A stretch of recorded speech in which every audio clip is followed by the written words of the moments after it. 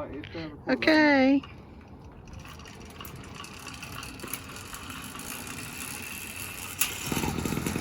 Oh my God.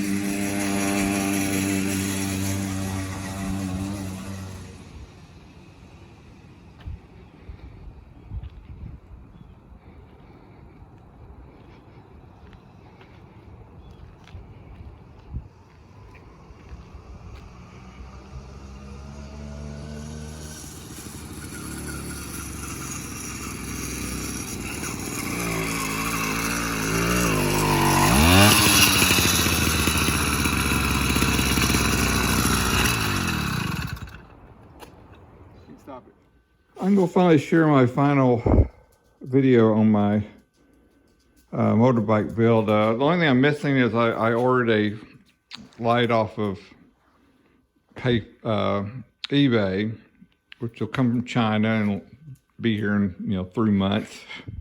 But it was cheap, and I'm trying to keep my cost down low on this, even though I just added up. It came to $294, somewhere in that range. I'll have another video with the cost breakdown.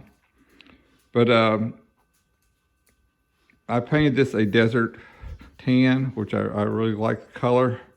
I wanted to, I was just this close to making it camo, but I'm thinking of resale, because I do want to sell it and build me a bigger one. But I like this so much. I've been riding on it every day now for at least 7 to 10 miles a day.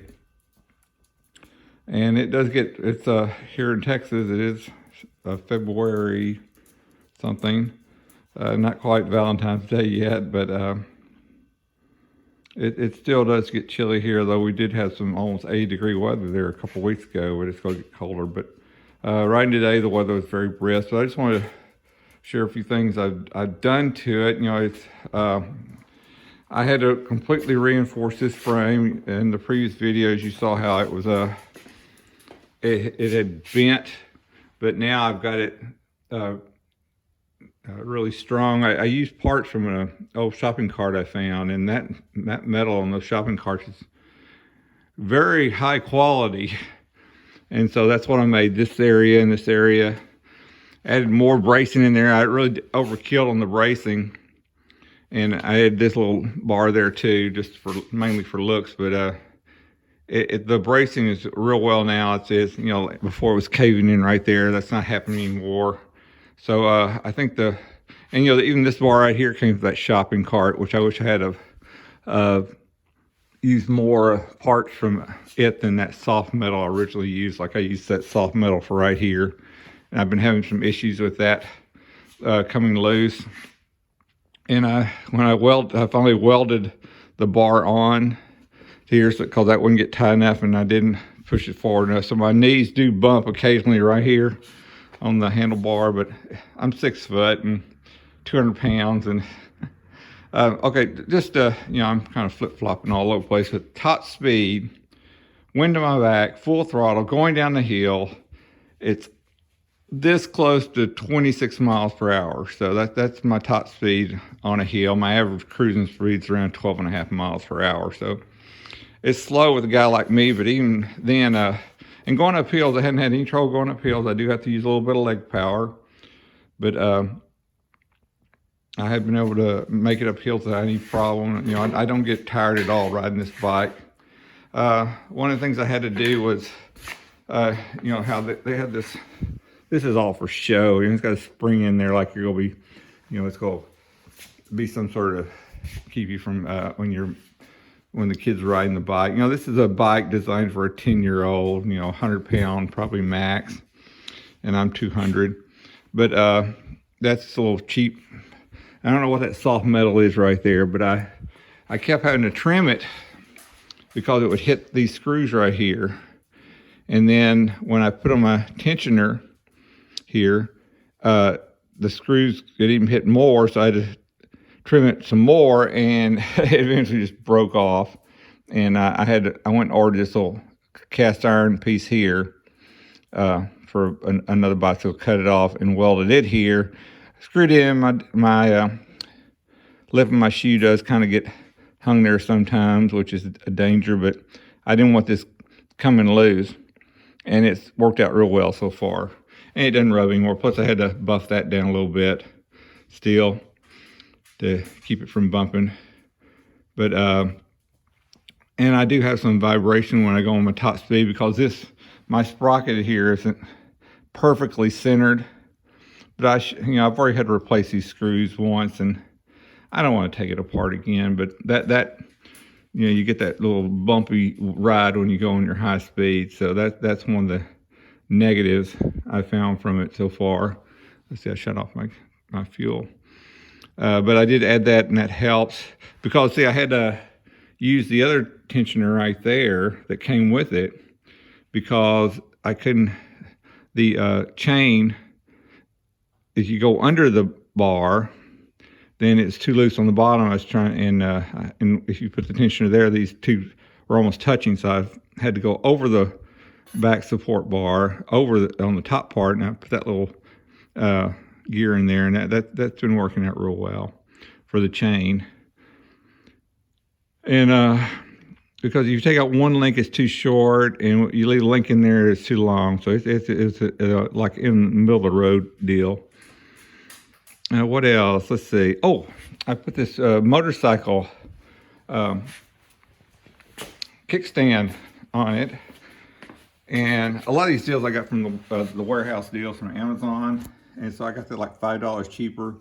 And their reviews were real negative. It says, you know, they're too long, and which it is. And then when it's kicked up, it drags the ground, which it did. So I ended up cutting almost an inch off that, which made it stand perfectly right, you know, the right height up. But when it kicked up, every time I went around the corner, it would the bars like here, and it'd rub the gravel when you went around the curve. So what I did was, right there, there's and this stuck outward, and so I beat this little, you know, that made it stop where it stopped right here and dragged the ground. And so I beat that out. And so then when I flipped it up, it went too high, and it rubbed the tire now. So what I did was, I drilled a little hole, put a little screw in there. So now it stops to the perfect height, and it doesn't drag the ground. It doesn't hit the wheel. So, and now I got this really great motorcycle kickstand that was from the Amazon warehouse, and it's really cool on my bike. And I get to, I can set it straight. And like this afternoon when I was for my ride, I was letting it idle, and I was oiling the wheel, so I just let the gear go, and it, you know, spin. I was able to spray my chain with my oil, and while it was standing stationary. So that's worked out real well. So I really like that little kickstand. I also want to get a motorcycle horn, but I was thinking about, you know, there's people may put in, you know, new different carburetors for this. Like I say, this does drag when you give it full throttle, and so I'm sure that has something to do with that. And but I don't really want to spend any more money on it, but I may. But I'm definitely going to get me a new spark plug, because they say that spark plug's crap. So I don't know what a good spark plug feels like. So I may not be able to notice any difference. And the speedometer, this is a real joke, because like I say, when I'm my top speed going downhill, wind my back, full throttle, almost 26 miles per hour. Well, when I'm doing that, the speedometer is way over here past the 60. So when you're running around 30, that's usually around 12 miles per hour. So it looks cool. So I know not to trust that as far. I use my GPS on my phone to determine the speed and my distance. And I tried to trick it, by, right here, it was bent right there and almost touching this bottom area right here. So I flattened it out and then rebent it up higher to make it think it had a bigger bicycle. And so, the rotation would be longer. So it wouldn't be going as fast, but I haven't noticed that it made any difference. So I could have probably just wasted my time. And this was the original handlebars was here. I used this crappy soft metal to make the new bar. But it, you can see how small the bar was on this bike. And like I said, this is was the $58 20-inch Walmart BMX bicycle. And it was blue, and it said, where's my original? It said Rocket on it. This is that's the original seat. And this is compared to my new seat. This seat here, which has an extra pad on it right now, came from my bicycle over there. If you can, see it hanging on the wall there. That's my 26-inch racer bicycle. But and it's this bike about about a quarter smaller. So that's one of the upgrades. Oh, and also I'd replace this little piece right here that came with the bicycle. It kept slipping, and I'd be riding down the road, and I'd hit a bump, and my seat would just go backwards like that, and so I had to ride home with it like that, and that's very uncomfortable. If you in these pieces, this is the original piece on that bike. It was it just flattened out.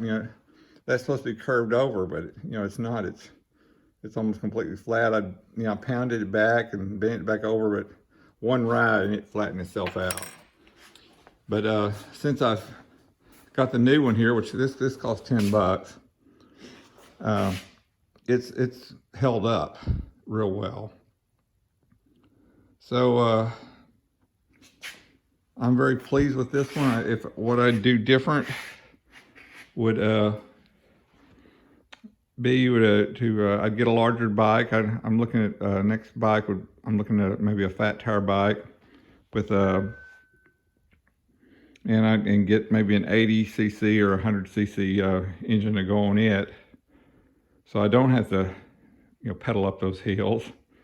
And I do look, I'm sure 60-ish year old man, 200-pound man, 6 foot, riding this bike looks silly, but it's a heck of a lot of fun.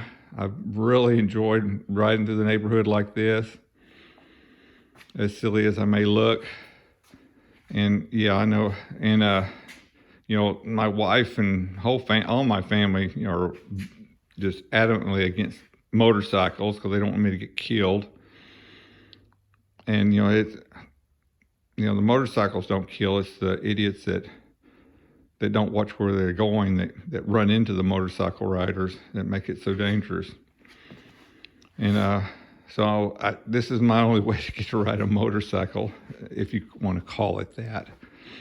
But I thought maybe if I get a few at a time and inch up a little bit bigger until I finally get a real motorcycle, that they'll have already kind of sneak up on them. They're all of a sudden I'm riding a motorcycle. So that's kind of my plan. But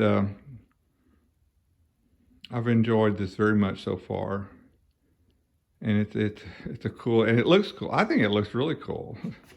But I'm just an old guy, and I'm sure other people laugh at me. But I like it a lot, and I've really enjoyed riding it.